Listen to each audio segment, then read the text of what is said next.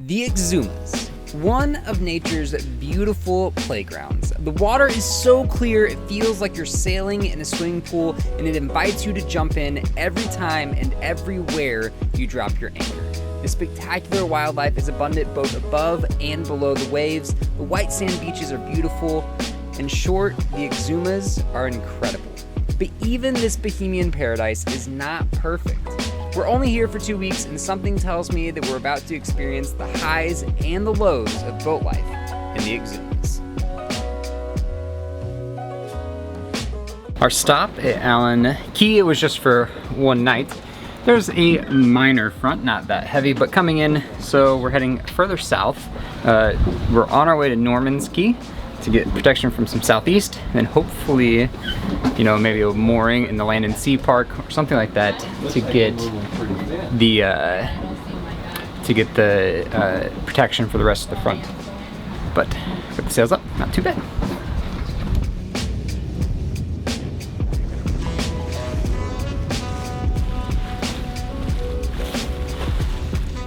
Days like this, where the engine is off, the sails are up, and the boat is gliding through picture-perfect water, make you fall in love all over again with sailing. And this passage was pure bliss. But another tenet of sailing is flexibility. And on this day, our plans changed multiple times. We ended up speeding right past both Norman's Key and the Exumas Land and Sea Park because we had decided to go all the way down to Black Point Harbor, and that is where we dropped our anchor. It has been a couple days since we have filmed anything. We have been making our way further south in the Exumas with my parents. We made it all the way to Black Point, where we are now. And we are gonna go exploring for the day. I think there's a blowhole here, there's a beach we can walk to, and then we'll go get some lunch.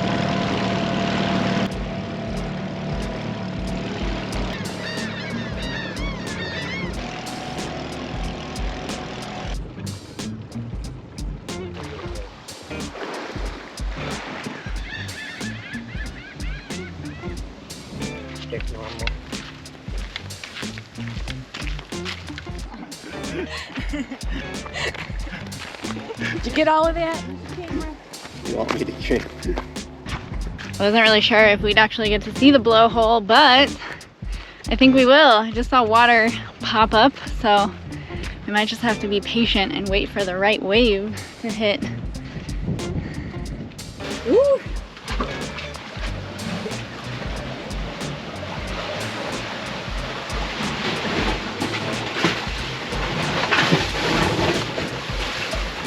There's actually not that much swell coming from the ocean, even though the wind is kind of like coming from that direction. I think we just have to sit and be patient and wait for it.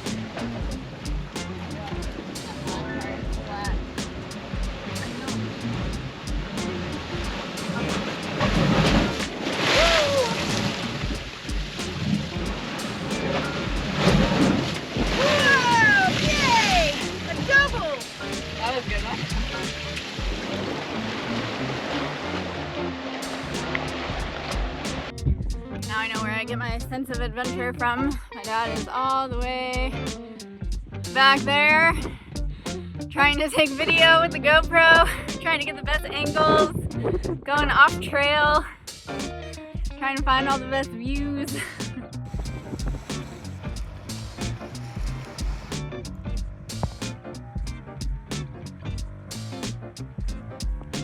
So hard to predict when the water is going to come up through the blowhole. I wonder if it's probably not high tide right now. We probably should have come at a different point, but it's still pretty cool because we are the only ones out here.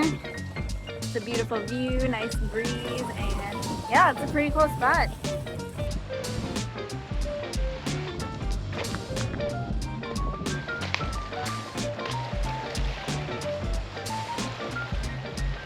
After a lovely day exploring Black Point, the wind shifted and one of the few downsides to the Exumas reared its ugly head. There are not many well-protected anchorages, and by the next morning, the boats were a collection of rocking and rolling carnival rides. So we picked up our anchor and we set sights on better protection near Staniel Key outside of Big Majors.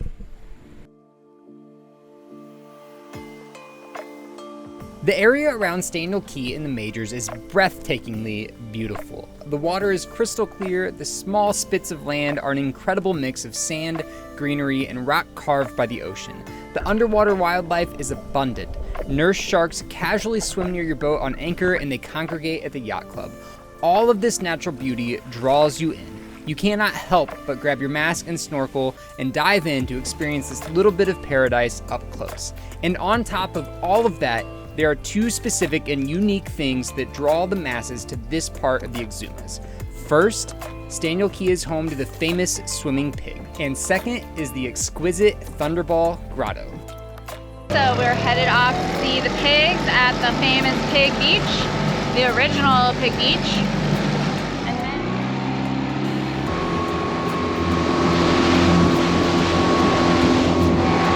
it's so funny how small the boating world is because we saw that same exact boat in New Smyrna Beach when we were headed south. I feel like maybe you're supposed to pay even if you're coming by your own boat. I definitely did not bring any cash. Left the wallet on the big boat.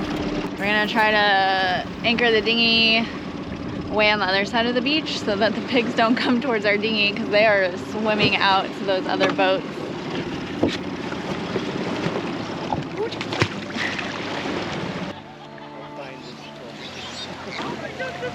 Hi, buddy. I thought they were like little small cute pigs. Some of them are huge. Those aren't pigs, those are hogs. Those are hogs.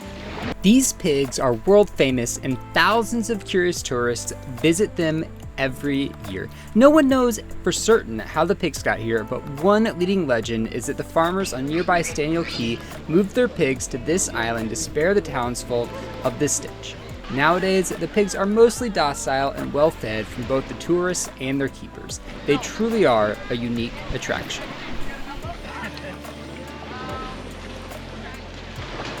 The pigs, they're cool. We'd never seen pigs on the beach, especially ones that will swim out in the water, but we didn't bring any food, so wasn't a lot for us to do with them. All I had to give them was my pets.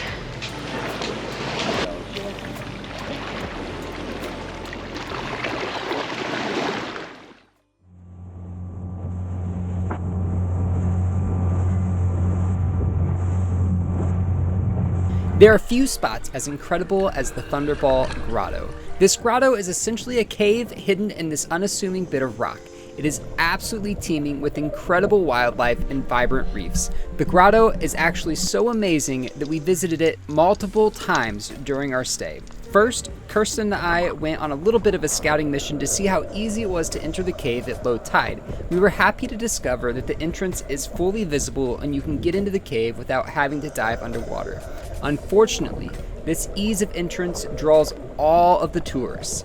Nevertheless, the incredible fish, wildlife, and scenery is absolutely worth it. The second trip, again at low tide, but this time with Don and Sue, because we wanted them to experience this amazing hidden gem. And while all four of us enjoyed the grotto while it was packed with other tourists, Kirstin and I wanted more. We wanted to experience the grotto with it all to ourselves. We could only do this at high tide because then the entrance is completely submerged and you have to dive through an underwater tunnel to get in, and this keeps all of the other tourists away. It's well worth it to visit the grotto at high tide.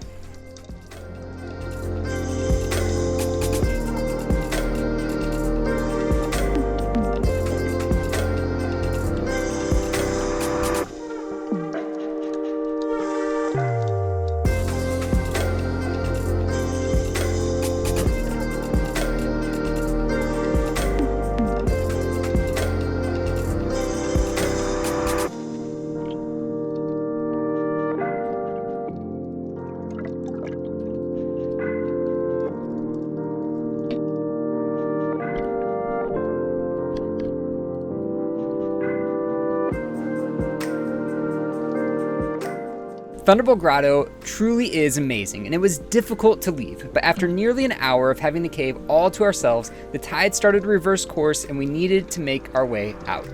Exiting the grotto also signaled the end of our time in and around Staniel Key. It was time for us to continue our journey through the Exumas. Sails are up. Well, two of the sails are up, jib and mizzen. We are heading from Big Majors up to Cambridge Key. Hopefully there's space. If not, then I'm not really sure what the backup plan is right now. We'll find a place. But we're working our way back up the Exumas. And it's been kind of fun because this morning's been fun because I was texting the friend of ours that we've talked about several times on this channel that have the same boat as us. And I asked where they were, and he just responded, "I'm off your starboard quarter." Turn around, yep, there he is. They're heading much further back. They're heading back to the States much earlier than we are, but so it's kind of cool. Probably the last time we'll see them under sail because they're heading much further north than we are today. But it's been a good season. We've leapfrogged back and forth with them a few times, and every time it's been a pleasure. So just got to get to where we're going, and then we're anchored down, and hopefully we'll have some fun things to do today. Fair winds and following seas, my friend. I cannot wait for our wakes to cross again. But as for us, unfortunately, our original target of Cambridge Key was completely full. So we pivoted, and our next destination ended up being the famous Exumas Land and Sea Park, specifically its crown jewel, Warderick Wells. We ended up bailing on Cambridge Key because it was rough. I don't know if you can tell by out there. So the cut was quite hard. It was kind of tricky to get in and lots of current. So instead, we came on and came to Warderick Wells. A little disappointed for myself because I wanted to see Rachel's bubble bath and Compass Key Marina, but we're gonna be back next season, spending more time in the Exumas, so we'll see it then. This place is beautiful. Just take a look.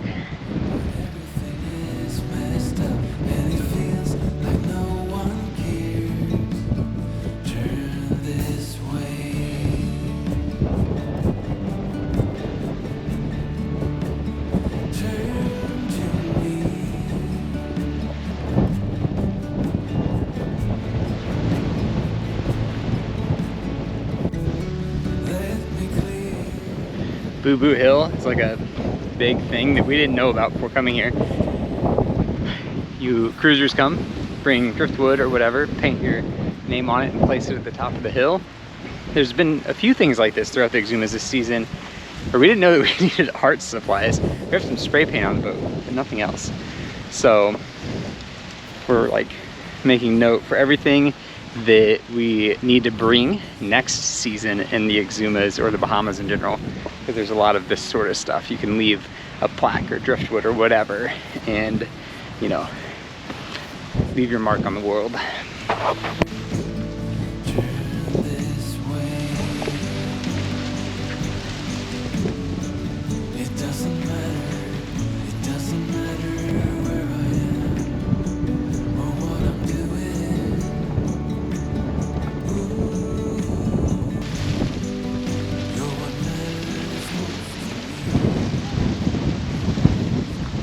That was very cool. Should have brought something to leave on the little pile, but oh well, next year we'll come back. Just look how cool this mooring field is. After our pilgrimage to Boo Boo Hill, Kirstin and I geared up for one last snorkel in the Exumas. While we only spent about 3 weeks in this fantastic island chain, and most of that time was without picking up a camera, the Exumas' natural beauty captured our imaginations.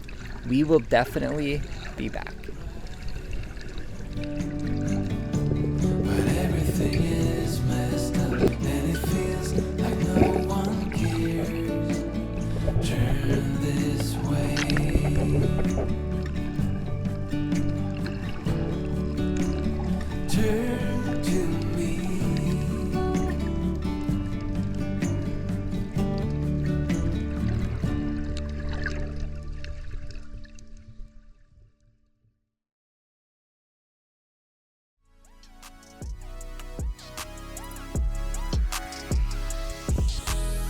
Dad and Andy put out the fishing lines.